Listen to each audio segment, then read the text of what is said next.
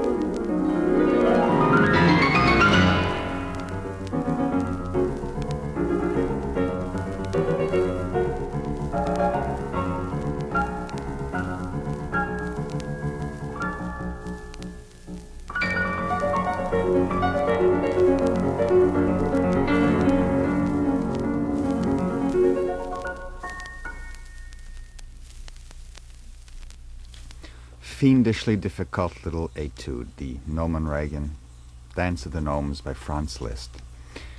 It's the accompanying piece to the Waldesrauschen. That was Earl Wild, very glossy performance. Yesterday we heard a row, and he didn't seem to make it. This just has to float. It has an ironic quality. Yeah, I like it. It's a very happy group of gnomes that he performed there, Earl Wild. But you're right. Yesterday, a pianist, the statue of Arau. I know I was surprised, and we both talked about it even off the air a little bit during records. It wasn't what you might have thought. Yeah, Arau is, in my opinion, not at his best in miniatures. I think his art dwells in the large-scale works. Mm-hmm.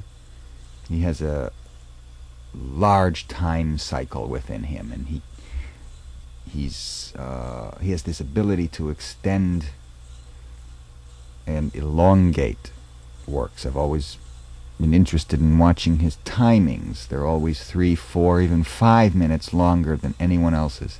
Not that he does not play fast. It just, he knows how to play slowly. I like that. The pianist Franz Clidat is new to me, and she's in the process, so I hear, of recording, as Gunnar Johansen has, all of the works of Liszt. Of course, every year there's a new Liszt work discovered, 2, 3, or 4 of them, so it's difficult to say complete. We heard of all the Forest Murmur performances yesterday, hers by far pleased me most. Let's hear her Gnomenreigen.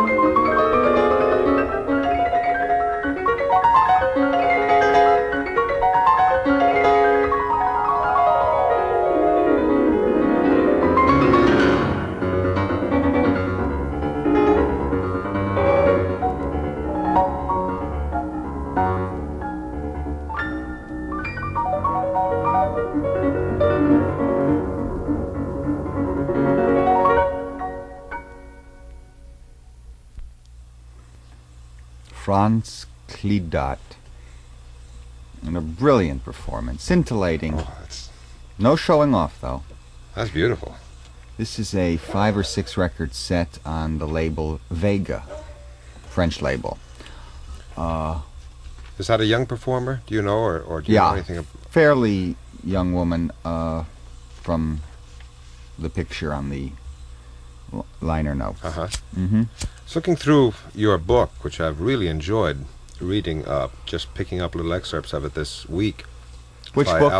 Alan Walker? Alan Walker. Yes, Liszt, this the Man is of the an Music. important anthology. It's edited by Alan Walker and John Ogden and Kentner and Arthur Headley and others. Each write different chapters in different aspects. I think it's very interesting for, I think, the real student of music and of Liszt, but also for the ordinary person who wants to read about a very fascinating man of his time and who still holds up in that respect. I was looking through it this morning and thinking of the music you were playing yesterday, the Forest Murmurs, for example. And one part there, he says, where the young Debussy came to Rome and listened to Liszt play the Jeu d'eau à la Villa d'Este. Yes. And such a sound picture, and to think that Debussy was called later the father of modern music, so says Walker, and I thought the comparison was nice as to what you were saying yesterday. Yes, when you hear Jeu d'eau à la Villa d'Este, you realize that the father of Impressionism is Franz Liszt. Yeah, you go back a little bit further. In fact, I don't think that Jadot of Ravel or Reflet dans l'eau of Debussy compare with the evocative nature of the Jadot. And yet Jadot is not the Villa d'Este piece. Liszt wrote that when he had an apartment overlooking the famous fountains. He was perhaps lowly on the hierarchy of priesthood there. However, his prestige gave him certain advantages, and the fountains were one of them at the Villa d'Este. And here comes this creation, which is really mind-blowing if you are thinking of Liszt as the composer of only Liebestraum. This is an unbelievable water piece. Yes, it is. It really is. And the father of the water pieces by Debussy, Ravel, Griffiths. Music owes so much to him, and we'll get into that more and more. But I'm glad you brought up the Alan Walker book. It's published and in print still. The publisher, I think, is Taplinger.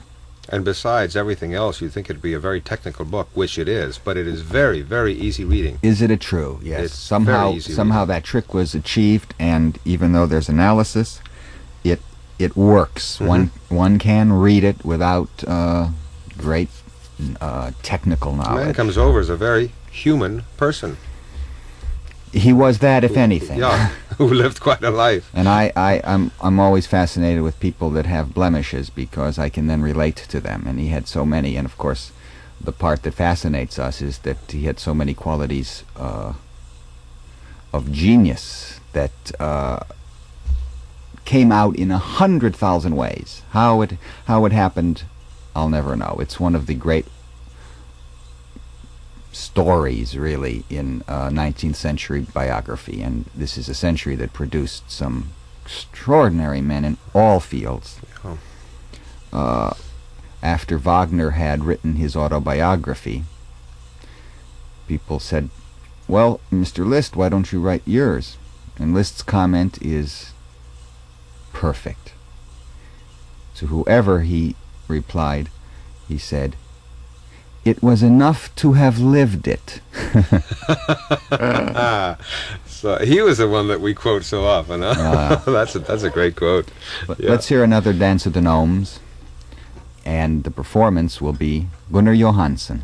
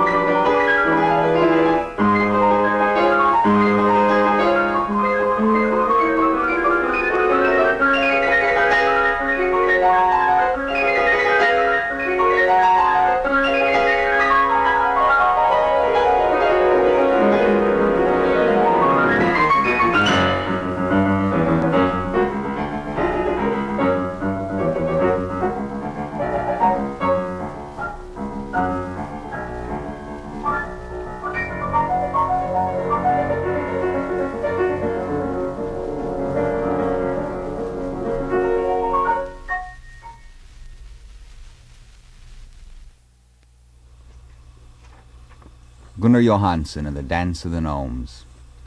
Mendelssohn turned diabolical, as I call it. The Waldesrauschen showed Liszt as the evocative, almost impressionist tone poet.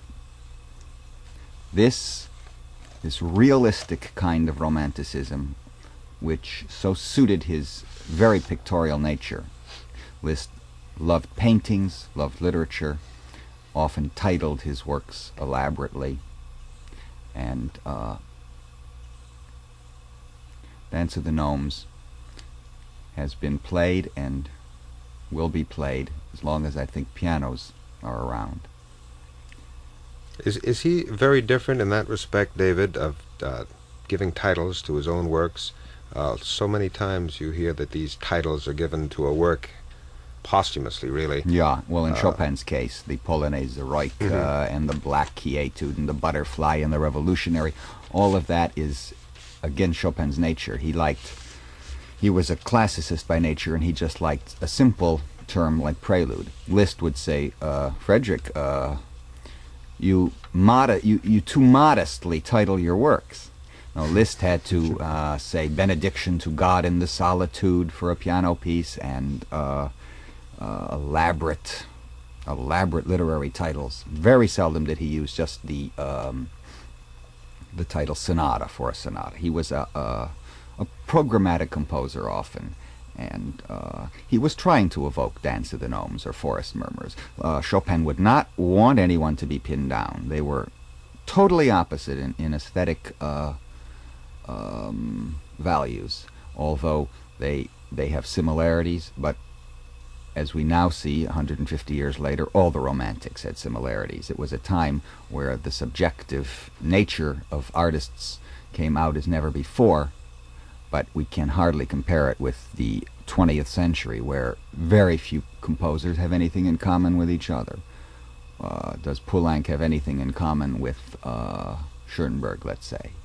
And we can go on and on with examples of the diversity of styles of the 20th century. 20th century actually is not as far distant as we would think from the 19th century. It was inevitable that all these stylistic concepts of the 20th century would happen. It was beginning after Beethoven. I read an interesting description of just what you said there in shorter form on the liner notes of an album of a violinist that I played earlier this week. It said the violinists of the, I think, 19th century he was talking about was all gold. And he says, now we're in an era of steel, polished but steel. Yeah. Of course, we have very little to go on except what we imagine the violinists of the 19th century to be. But however, I believe that after the creation of the metronome, around 1822, playing became tighter. And I think, and I've said this many times, we lose out on the individuality of the performer. We have listened to the 12 transcendental etudes of Liszt. We have gone through the Paganini Liszt etudes. Now we have just heard the set of 2 concert studies, and there are 3 others in a set. Now, interestingly enough, this is not this is the exception. They have titles, and they're very Lisztian titles, but he didn't give them. A French publisher gave them. So they're really just called 3 concert etudes, and the first one is Il Lamento, and then One Sigh, Un Sospiro, and the third one, Leggierezza. Perhaps I don't have the order correct. Anyway, let's hear Edith Farnadi in the longest and the worst of the 3 pieces. The other 2 are masterful. Il Lamento.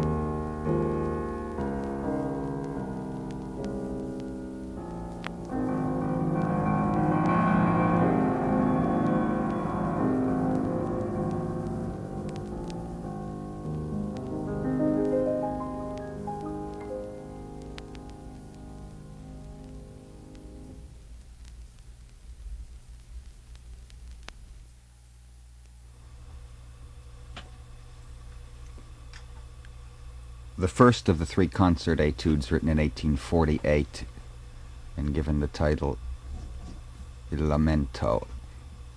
It's a work seldom played. The performance we just heard by Edith Farnadi. Possibly a little weak in sentiment, a little long.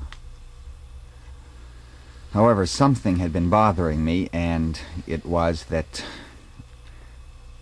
I've been depriving you of hearing the Dance of the Gnomes played by Rachmaninoff and Simon Barere.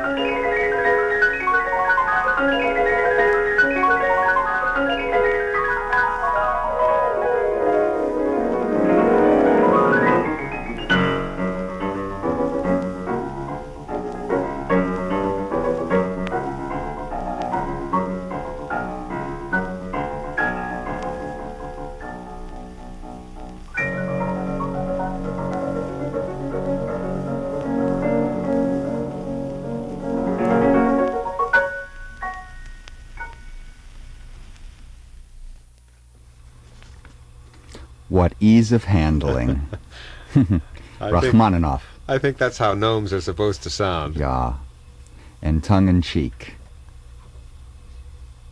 Simon Barere, I think, died in 1951 and was one of the most fabulous technicians of all time. His playing could be absolutely vulgar, and it could be also very elegant. And I think Dance of the Gnomes should be a very good piece for Simon Barere.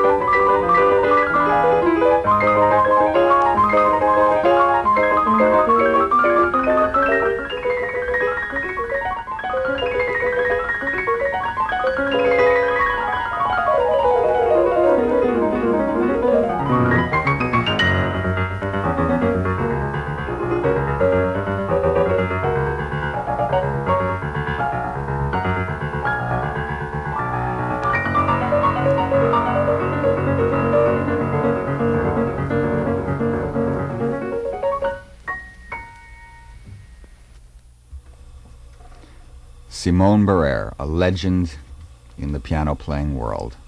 He died on stage Is that right? Carnegie Hall, I think, in '51, playing, and I think right in the cadenza of the Grieg Piano Concerto, had a heart attack. Ormandy conducting the Philadelphia.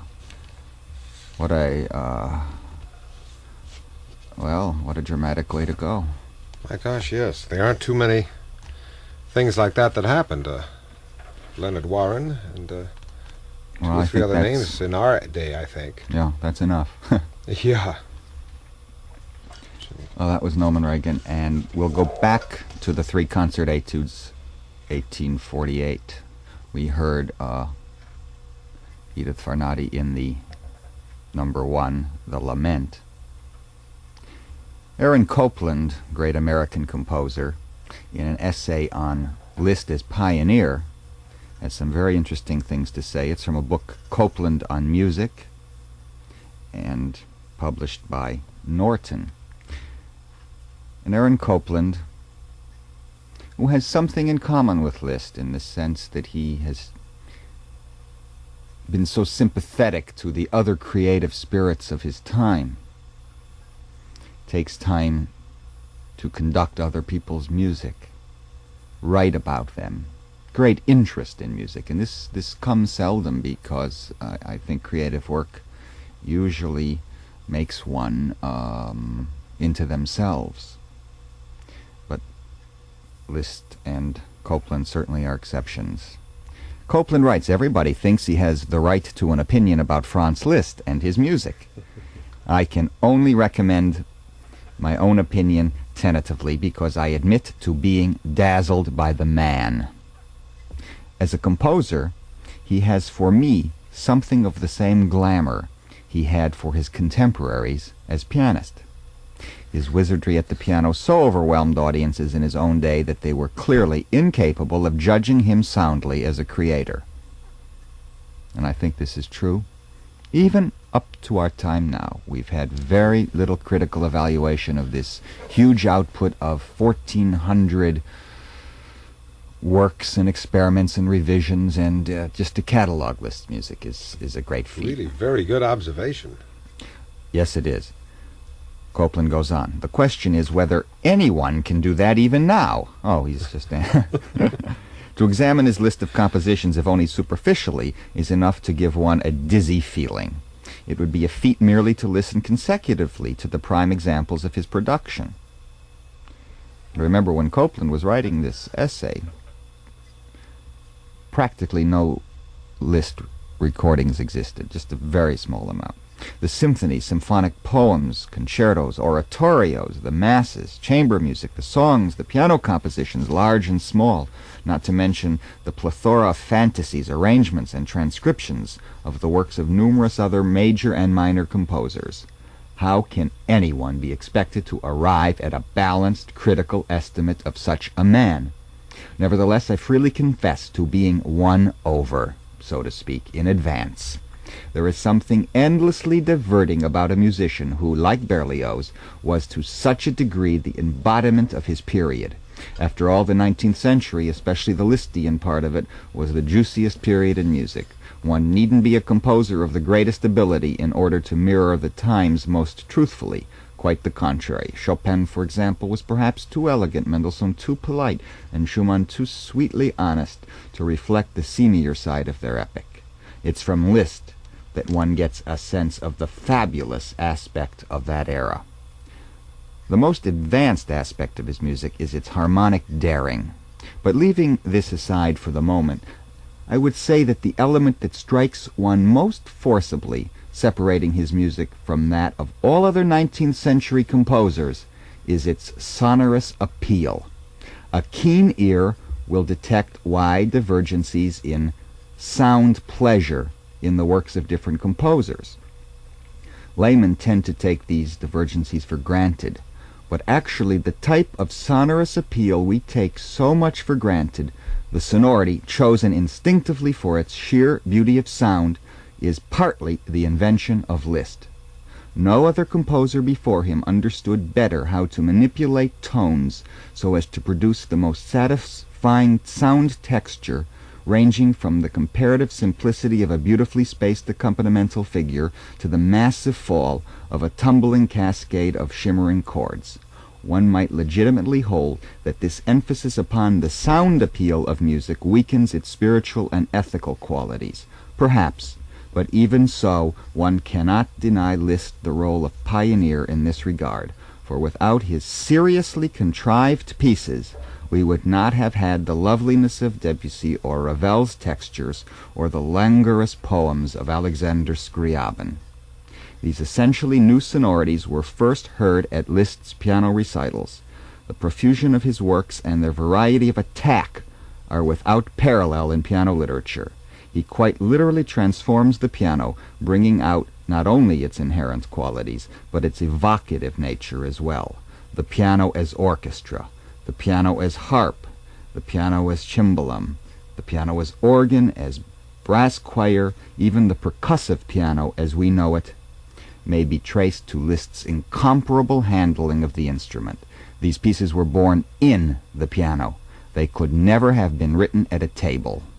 The display, the bravura, the panache of Liszt's piano writing, all this has been pointed out many times before, even 100 years ago. The remarkable thing is that it has remained as true now as it was then. Aaron Copland writing on Liszt. Fantastic. That was very, very interesting.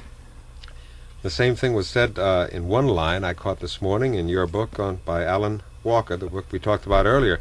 In fact, I made a note of it here that, speaking of the last 25 years of Liszt's life, he said felt that he was breaking the Germanic hold on the 19th century composers, and the line I liked was scattering the seeds of music of modern music and sound to the four winds.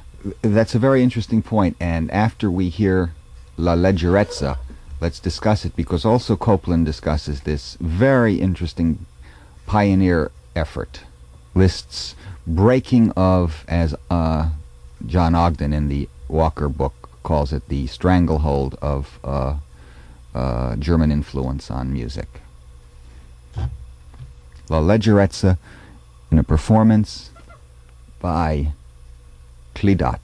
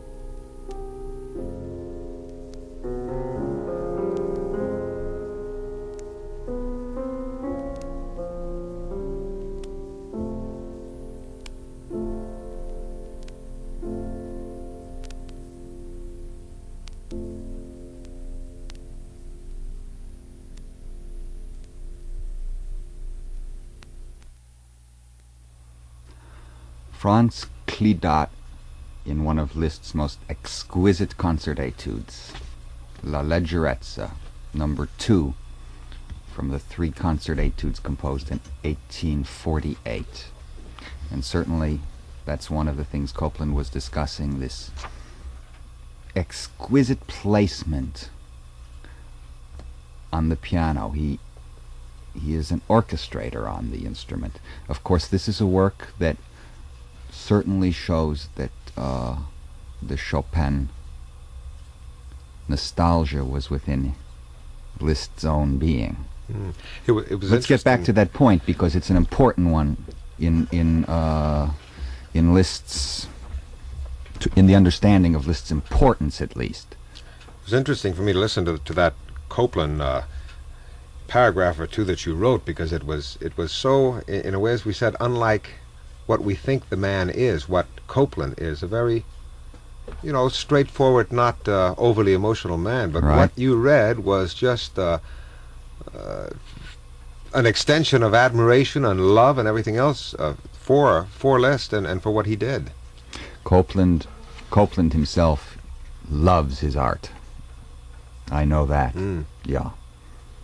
But we were discussing the importance of Liszt and this many-faceted stylistic composer, and you said something about the John Ogden scattering the. Yes, here is a quote from the book. It's he asks what is the significance of Liszt's approach to composition in the last 25 years of his life. And he says that more than any other musician, Liszt was responsible for breaking the Germanic stranglehold on 19th century composers and scattering the seeds of modern music, almost literally to the four winds. His music shows an avant-garde attitude to the problems of composing which was without parallel in the 19th century. Yes, and this happens not only in his own works, you see, but in the championing of composers everywhere.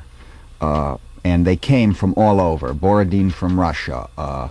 He made transcriptions from Verdi operas. He performed Smetana works. He was giving everyone a break. Berlioz would have a whole week festival, and that was very modern music then in Weimar. The Wagner thing, and yet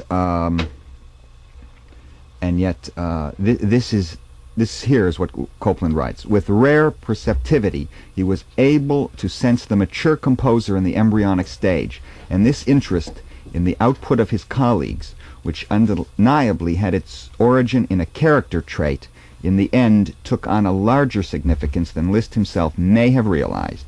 The French critic Jean Aubry offers a good case for having us believe that it was Liszt who engendered one of the most important of recent historical developments, the rise of nationalism as a musical ideal.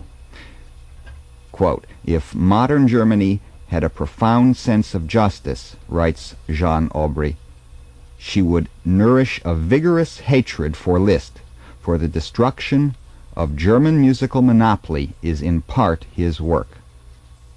Copland goes on, "In a period when Brahms and Wagner were at the apogee of their careers, and in spite of Liszt's well-known championship of Wagner, Liszt was clear-headed enough to understand that new music could advance only if the hegemony of German music were weakened. To remember that fact makes one keenly aware of the forward-looking character of Liszt's own music." Now, we, of course, haven't gotten into the late works, and they're astonishing. And everyone from Ravel to Stravinsky admired these works, and of course Bartók was greatly influenced by Liszt's experiments. We'll continue with the etudes tomorrow, and we'll open with the Paderewski performance of La Leggierezza. Thank you for listening. Thank you very much, David.